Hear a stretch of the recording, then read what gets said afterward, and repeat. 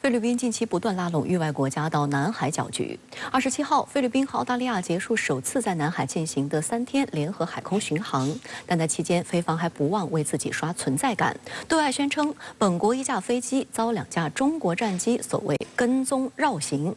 27号，在北京的一场研讨会上，中国南海研究院创始院长吴世存提醒，域外国家企图通过介入南海谋求地缘政治利益，菲律宾也希望壮大声势对中国施压。但如果菲方继续铤而走险，采取冒险行动，中国一定会坚定反制。菲律宾和澳大利亚25号开始在南海进行首次联合海空巡航，菲方派出了德尔皮纳尔号大型巡逻舰和南达沃号运输登陆舰以及5架侦察机，而澳大利亚海军则派出图文8号护卫舰和1架 P8A 反潜巡逻机。菲律宾武装部队总参谋长布劳纳26号声称，1架非空军参与巡航的 A-29B 超级巨嘴鸟攻击机受到2架中国战机跟踪与绕行。当被问及与澳大利亚的联合巡航进展如何时，布劳纳说一切顺利，没有发生任何事故。布劳纳还宣称，澳大利亚飞机并没有受到中国战机的跟踪。A-29超级巨嘴鸟攻击机由巴西航空工业公司主导研发，是一款螺旋桨式飞机，主要用来实施高级飞行培训、空中侦察和轻型空中支持等任务。作为轻型攻击机和现代战斗机喷气式攻击机相比， A-29超级巨嘴鸟性能不算突出，防护性能也较低。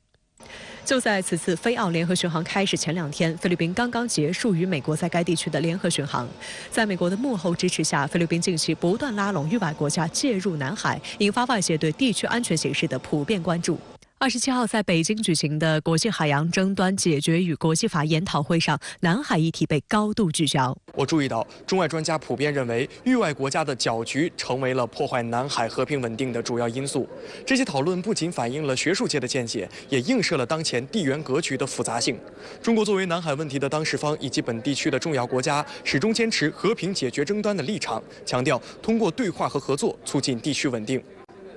中国南海研究院创始院长吴世存在接受深圳卫视采访时，也表达了对菲律宾与美澳联合军演以及所谓联合巡逻的深切担忧。他强调，菲律宾的行为违反了国际法的基本原则，并增加了南海地区的不稳定因素。那么，通过联合巡逻，从这些国家来看，一方面给中国制造麻烦，在他们看来，如果再不进入南海，中国在南海一家独大了。那么谋求通过和菲律宾，因为菲律宾邀请我来的，我就跟菲律宾搞联合巡航啊。我虽然不是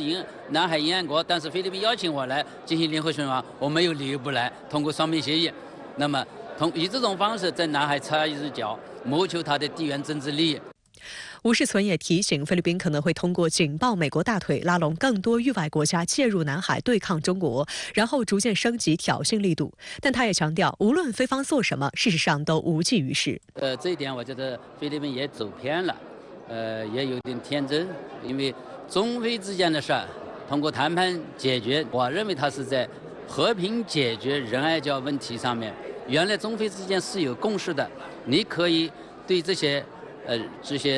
住在这些岛上面的海军陆战队员，我们允许你进行人工补给、人道性质的补给，淡水啊、食物啊是可以的。但是你要试图用钢筋混凝土加固、永久控制，甚至把它建成军事基地，这是中国绝对不允许的。所以他不要抱有幻想，我有那么多国家支持我，然后铤而走险采取冒险性行动。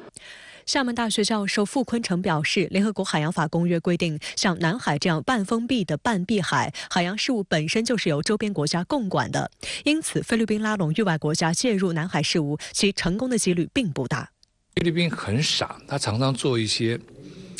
怎么讲呢，就是短视的事情，这可能跟他的整个政治选举的制度有关。我们应该进行的是友好谈判，把南海我们之间免不了国家和国家之间都会有的一些争端冲突，把它和平的解决。采用这种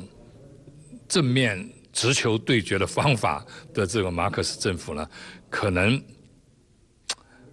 他会自找苦吃。